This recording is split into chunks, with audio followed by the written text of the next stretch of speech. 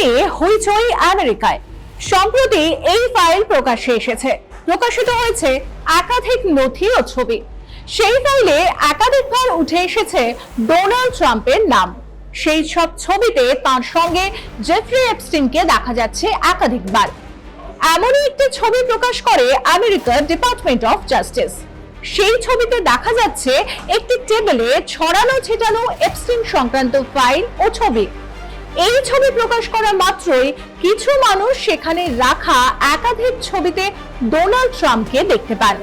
তার মধ্যে একটি ছবিতে ডোনাল্ড ও তার স্ত্রী মেলানিয়া ট্রাম্পের সঙ্গে দেখা যাচ্ছে জেফ্রি এপস্টিন ও তার সঙ্গী ঘিসলেন ম্যাক্সওয়েলকে। এই ঘিসলেন ম্যাক্সওয়েলকে এপস্টিনের নারী পাচার চক্রের সঙ্গে যুক্ত থাকার জন্য দোষী সাব্যস্ত করা হয় 2021 সালে।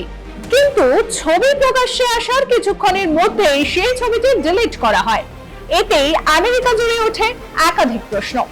আক্রমণে নামেন ডেমোক্র্যাট পার্টির সদস্যরা।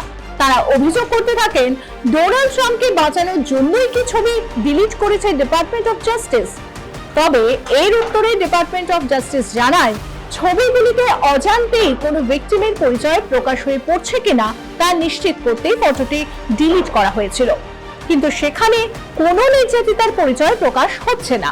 এটা নিশ্চিত করেই ফটোটি সম্পূর্ণ অপরিবর্তিত করে ফের আপলোড করেছে ডিপার্টমেন্ট অফ জাস্টিস। ফটোটি ইন্টারনেটে ফেরত এলেও প্রশ্ন উঠছে, এমন একটি সেনসিটিভ কেসে নির্যাতিতার পরিচয় প্রকাশের রিস্ক যাচাই না করে কেন ছবি প্রকাশ করলো ডিপার্টমেন্ট অফ জাস্টিস? নাকি পিছনে সত্যিই ছিল অন্য কোনো কারণ? যদিও চাপের মুখে পড়ে ছবিটি রি আপলোডের অভিযোগ অস্বীকার করেছে ডিপার্টমেন্ট অফ জাস্টিস।